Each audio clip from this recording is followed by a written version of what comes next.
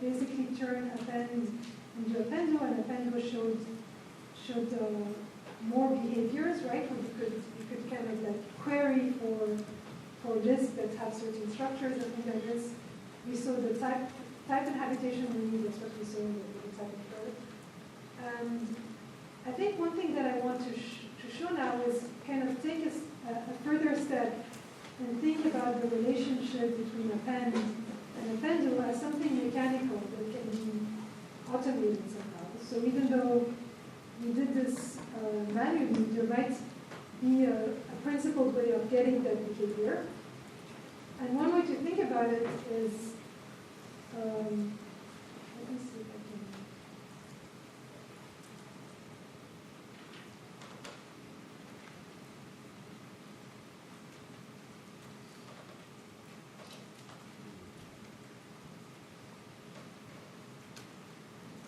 So,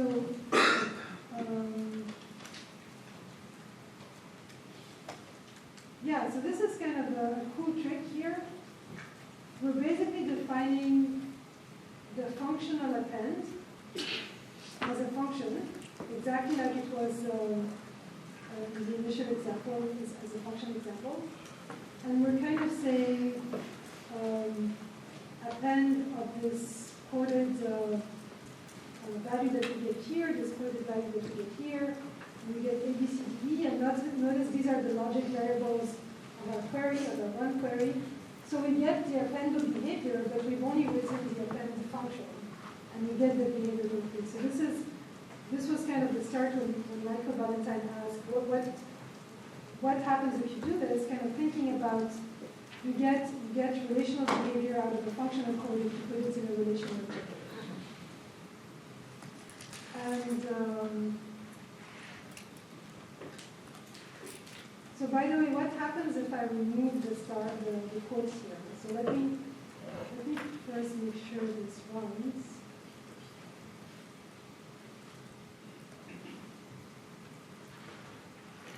Okay, this ran. So what happens if I remove the quotes? So just to make it clear what's going on here, we're saying we are quasi-quoting, like this quasi-quote is going with this one, so we're saying we're going to splice in the value of x and the value of y, but we're quoting them. Yeah, it will evaluate them, so you can imagine having more sophisticated. So let me see if this actually works.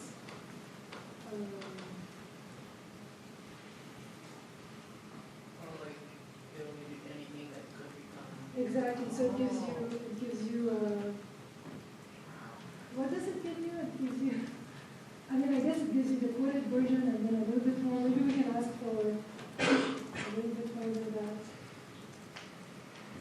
Yeah. So it gives you a little bit more things, and that depends on what is available in your interpreter. So this interpreter has a match, so it's doing this kind of things like where it's matching and returning. So I mean, maybe that's an unintended effect that you kind of get everything can potentially be an expression because you're evaluating it in yeah? So the first option is giving you, it's like, okay, we can append these quoted things to get A, B, C, D, E.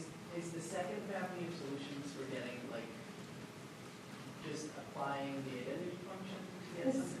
So yeah, as he said, basically you're evaluating x and y. You have x and y are expressions. They don't have to be values, and you're evaluating them to get the inputs to your append function. So really, if you look at this, I don't know which one is actually. I mean, this one is fairly easy, but so if you do append of this, you actually get ABC. Here again, it's not. So Racket has this different behavior from Scheme with respect to printing of expressions. This makes more sense to me.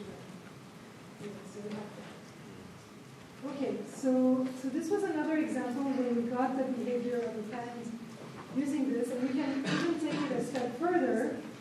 Where else could we put logic variables?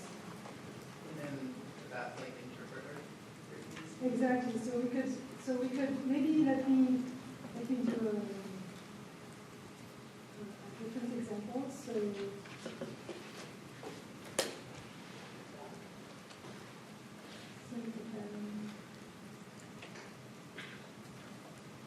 this is kind of doing it in a different way to compare the stage and the version, but basically you can put a all here, and then you get that it would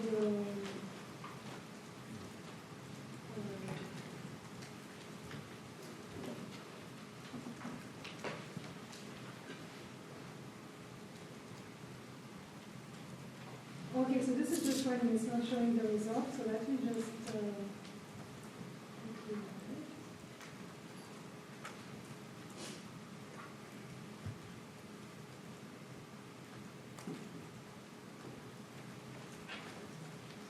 so this is the version that's staged. I'm going to show it a bit faster. But by doing this, it's basically saying the result of this slot is colorless. So it synthesized the code for this. And yeah, I mean, by giving more examples in a particular order, we can get all the way to synthesizing the pen as well. So what I've shown so far is some examples from this paper from 2017, this unified approach to solving 7 programming problems, where we basically have this unified approach is having a relational interpreter and expressing problems using it, and then getting some synthesis or some constraint solving out of that. So for example, we had a pen here on top of our interpreter, on top of mini-cannon, on top of racket, and then we had basically this interpreter was for a functional language, like a racket subset or a scheme subset, written in this relational language mini-cannon, and then we kind of got this behavior of append turning into appendo, doing synthesis of appendo and things like this. And with the staging, basically what we do is that we're able to kind of collapse these levels so that it looks like appendo is running on without the interpretive overhead of the interpreter, of the relational interpreter, but it still has this relational behaviors that we want. And another example that I have is to show that you can have a simple proof checker that turns into a clear proof. So let's take a look at that.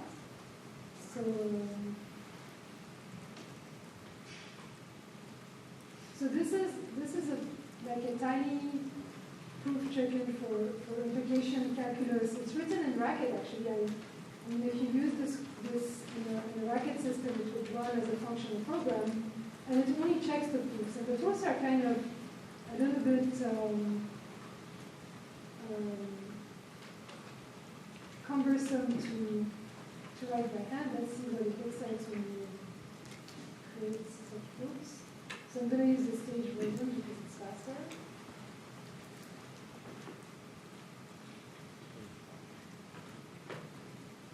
Okay, so this is a fairly simple proof. It's pretty fast, and you can see that it's kind of like piecing together that basically we have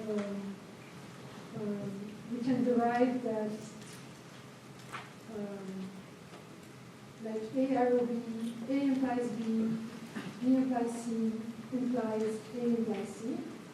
And so it's using those exponents at some point or twice and doing these conditional things. And this is all expressed as a function, so it's really not doing any proof search or anything like that. But it's really expressed as saying you have kind of 3 possibilities. Either you have something that is already an assumption, or you have something that is you want to apply the rule of module exponents. So to derive B, you can kind of try by having A arrow B and A in your system and kind of doing this. So it's just checking for these things. It's not. It's checking by basically making sure these recursive calls are working for the rest of the proof, and it's using cross implications for things. And so Mathmite wrote this independently of mini-cannon, and then by putting it into the mini-cannon system, we get a proof check, a proof taken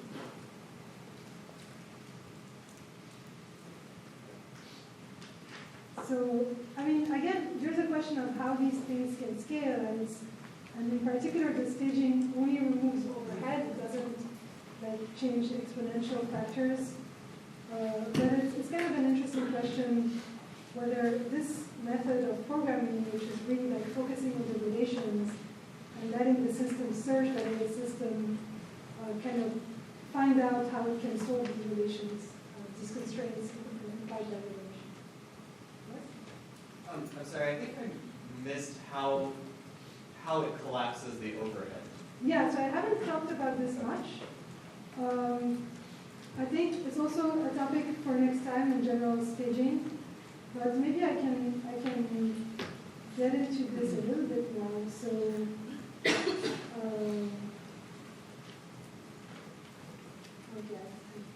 don't have it here. So I think the basic recipe to collapse the overhead is to use staging, this idea that you now think of your program in multiple stages. And in the first stage, your program is actually a program generator. When it's executed, it generates this residue program in the second stage. So what does it mean in the context of Buchanan? And I guess it's kind of like, of course, historically it's been the other way around. People have been thinking about functional staging, and we'll see a bit of that next time. But in the context of Buchanan, there's a question of what is the resulting residue code that we do in the second stage. And basically, we want it to be a Buchanan program. And one of the tricky aspects of that is that we want to remove all the determinism in the first stage, because we don't want to generate multiple different versions of the program. We really want to generate just one program that when we run in the second stage works like that. And so this approach here works really well when you have something like this, where basically there's very few unknowns here. You kind of know the coded program almost entirely. And so in that case, you can kind of optimize away so much in the first stage. You can basically get rid of the dispatch loop for your expressions, like you don't have a dispatch loop anymore. And you can simplify this to basically getting something like the second model. Let me just show this. Let me just show this.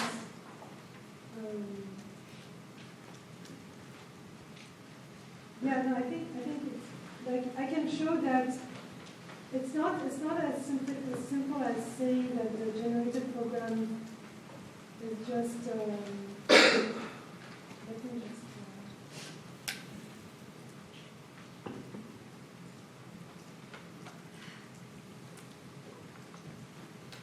Yeah, so basically here I can literally define appendo as a staged, evaluating the stage program append, and I can look at what the generated code looks like, and I think I just need to evaluate something that I'm doing. So let's see if we can get this working.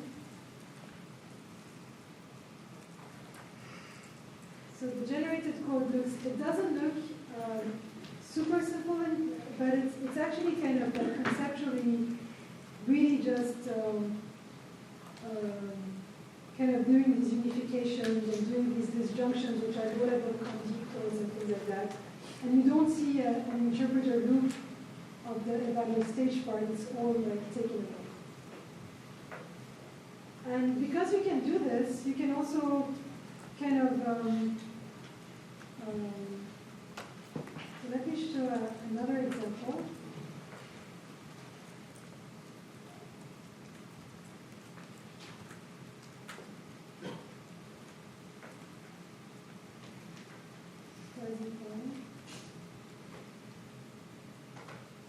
So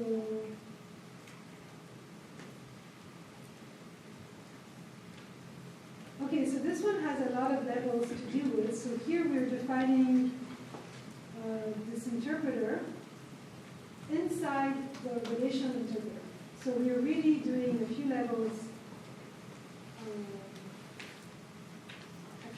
deep here. We have bracket Buchanan interpreter, the quasi-chord interpreter, and a quine as a program in this interpreter. And then we're collapsing this level so that just these things are collapsed. And what's very interesting is that even though we haven't collapsed the dispatch loop of this interpreter because we have the entire,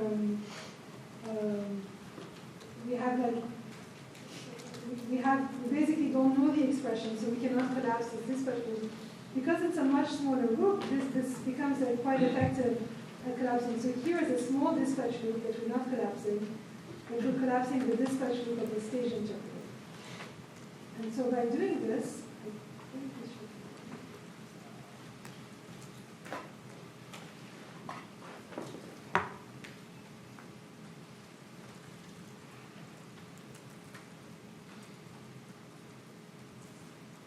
so we get pretty quickly this point here that is using quasi-quotes. So again, I guess I don't know the time anymore.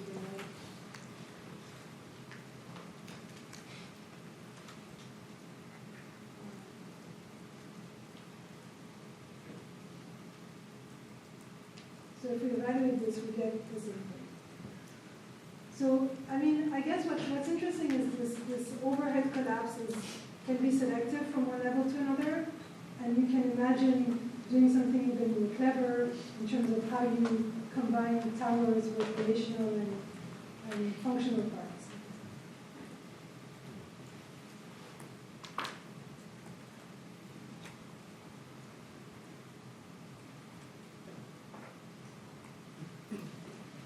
Okay, so I show recursive synthesis of form. So I guess one thing to show is I could say more about the staging, but I guess I've said a bit already. But in terms of how the staging itself is implemented, it's really all has to do with how to deal with non-determinism in the first stage, and kind of also to do code reuse with partial applications. So maybe we can take a glimpse at how the interpreter looks like for the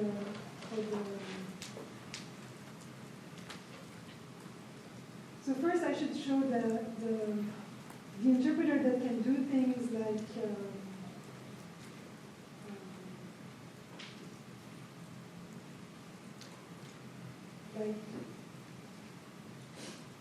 so this is an on-stage interpreter that can do things like basically evaluate, append in itself, and do a little bit of synthesis and things like that. And so it has a few cases for the radar. It handles match, it handles primitives, and it's kind of like the interpreter that we had. We have a set of primitives, but here we're defining their behavior relationally. So for example, const just has this as the value resulting from the const if it's given arguments like this. And so the staged interpreter looks a little bit fairly similar.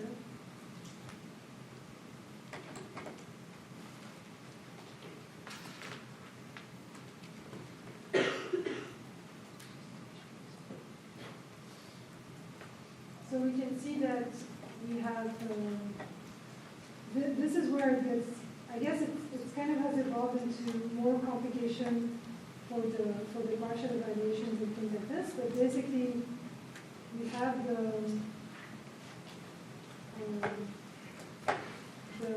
eval expo, and it's automatically doing this fallback. So what this means is that if it's unable to decide during the first stage which branch to take, it will just fall back into making a dynamic call instead. And so this is what allows something like this quasi-quote relational interpreter to generate point, because it doesn't know what to do with the quasi-quote.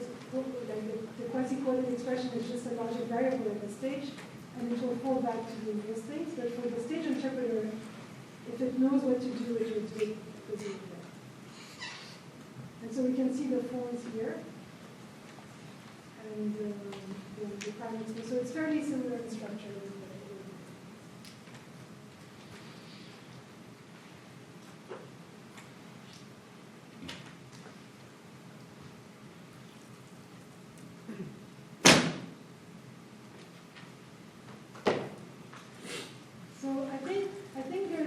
a lot to think about research-wise in relational programming, kind of how to scale this further down. And one of it is adding constraints, like set constraints, maybe even making it easy to define custom constraints to avoid these divergence issues. Another is really pushing the expressivity in terms of like what kind of interpreters you can build upon this, how do you do Amin canon and Amin canon, and how do you combine different statements. Okay, so a few things I could do now. So one thing is I wanted maybe to come back to a point that I made this morning about reflection, and I talked a little bit about the proof by reflection, and there is this seminal system called FOLD, which really is about kind of meta-reasoning and reasoning about reasoning. And it had this way of thinking about the reflection principle as changing theorem proving in theory into evaluation into the indefinite theory. And so what this looked like in practice would be to switch context to the ops context, like attach things to the do things in the meta context and then attach things to the context. And things it could do, for example, is solve linear equations computationally in the meta context, and then think about it logically in the object context. And I wanted to do like a small example of like a comparison with like, okay, what does this look like in a recent proof assistant? And actually it's kind of almost a little bit strange because it's also integrated in a proof assistant now that you don't explicitly switch context when you're dealing with computation. So for example, let me see if I can find this.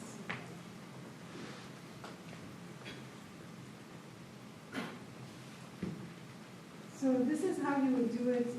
This is how you would do it in the old system from the late 70s. Of like, basically, you want to figure out whether a number is even by just computing. So what you do is that you're kind of saying, okay, well, this is a computational definition of even. Modulo 2 is 0. And you also have this axiomatic definition, which should remind you of how you define things in the proof assistant as well. I'll show that in a bit.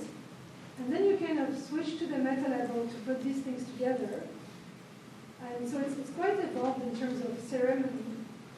And then you end up being able to say that when you reflect back, when you have this even reflect, you can use it to reflect back a claim that that 0 is even and all that. If you try to do it with something that doesn't work, it will actually fail. And so that's kind of nice. It's kind of sound by construction here, but it doesn't. It's not like automatically sound like it is in the proof assistant. Right? If you did the same thing in what I just showed. If you did the same thing in Amin. If you did the same thing in Amin, all the ceremony has gone. So you just have your inductive definition. This part looks quite similar, defining that 0 is even and successor maintains evenness. And then the meta level computation is just, well, in this case we're not using modulo, we're just computing a little bit more recursively. And then the point is that you're defining, you have this soundness theorem to say that basically those two ways of computing even are equivalent. So either you do the computation and you get true, and then that is equivalent to even or then in either direction. And so this is kind of, people also call it like Boolean reflection because we're reflecting like a Boolean value into a proposition. And once we decide this, we provide some facilities to say that even is decidable based on this, and then we can just use the decide tactic. We could also do it in a more roundabout way. But I thought it was kind of remarkable how the whole ceremony was gone, the whole explicit switching between levels was gone.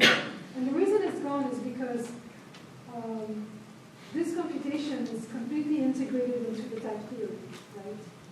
And so, like in some sense, when you use metaprogramming, when you're doing reflection through metaprogramming and things like this, you're kind of having a very rough tool, but that can kind of give you a glimpse of like what should be possible computation. Kind of a superficial question, but is there a reason you can't do what we were doing with n modulo 2 equals 0 in the third condition in like 12? Yeah, I mean here I could probably just do, yeah, I guess I suppose like if there's a way to, so if I do just n modulo, maybe the proof would change, I don't know, but like, so can I just do n modulo 2? Would it still like know that it's equivalent? Yeah, so I think, can I run this? Okay, main server has stopped.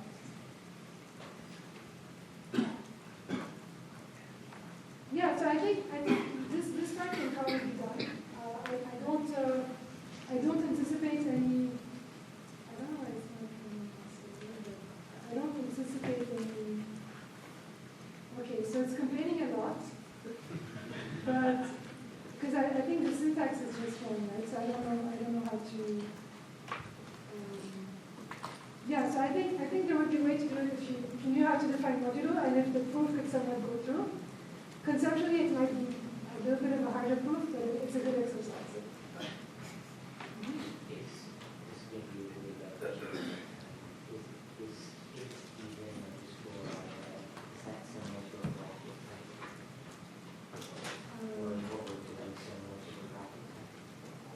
This one here? The year itself.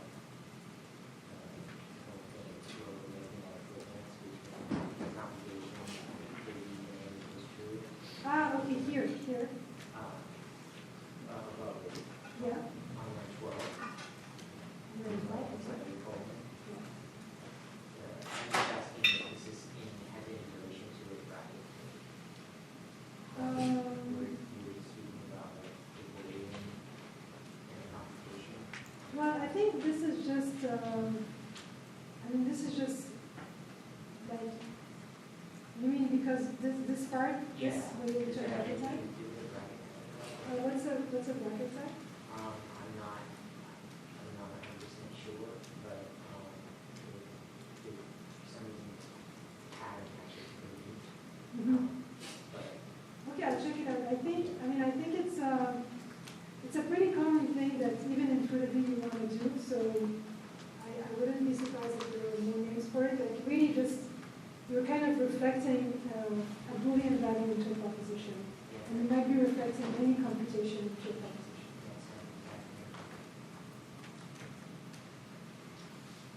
Okay, this is my right mouse. Yeah, so we have a couple of minutes, so I think one thing I can do is go back to the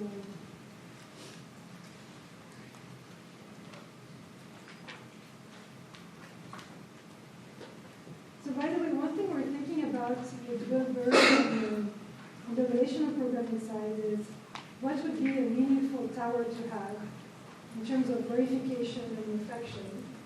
And so we've seen that we had in the this morning we saw that we had the delta verifier, right, that allowed you to go up a level. So for example, we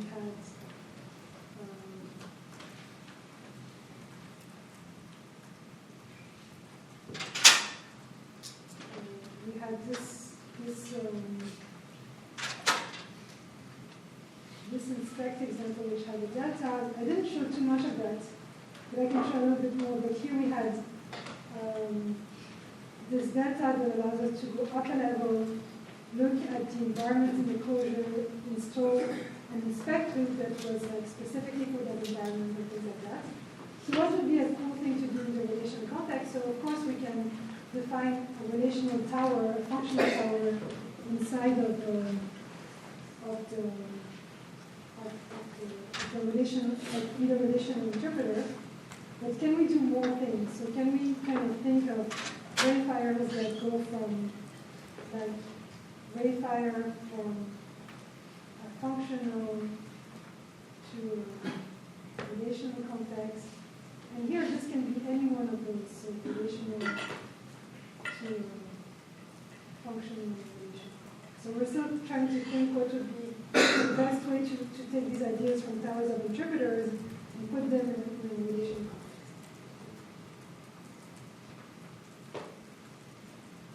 And so that's one possible direction. And then another direction is kind of thinking about the metaprogramming that you can do in Prolog. So there is I showed this very briefly this morning.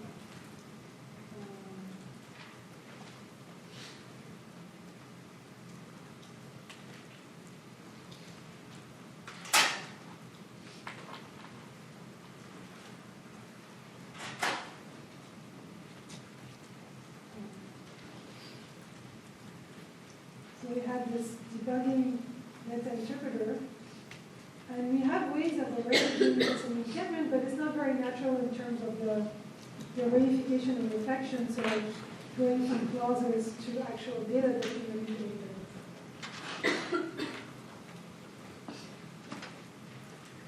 And let's just take, since we have, let's just take a look at the bigger picture of what we want to do tomorrow.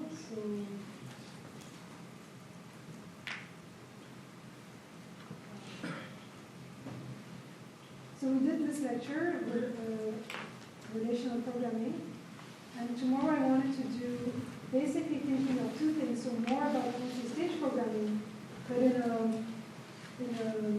a functional context, and thinking really about this mechanical turning of interpreters into compilers. I will show code in Scala, so it will be a bit different. And I'll also show this collapsing towers of interpreters, so kind of getting, removing the overhead of a whole tower, potentially infinity, things like that. And I will also talk about SMT as a backend, and kind of, this will be a segue because, in some sense, when we're trying to do a common way to do SMT as a backend is to kind of have two stages. And the first stage is generating SMT code that is then evaluated in the second stage. So I'll talk about this. And yeah, I guess for today, I'm happy to answer any questions or take any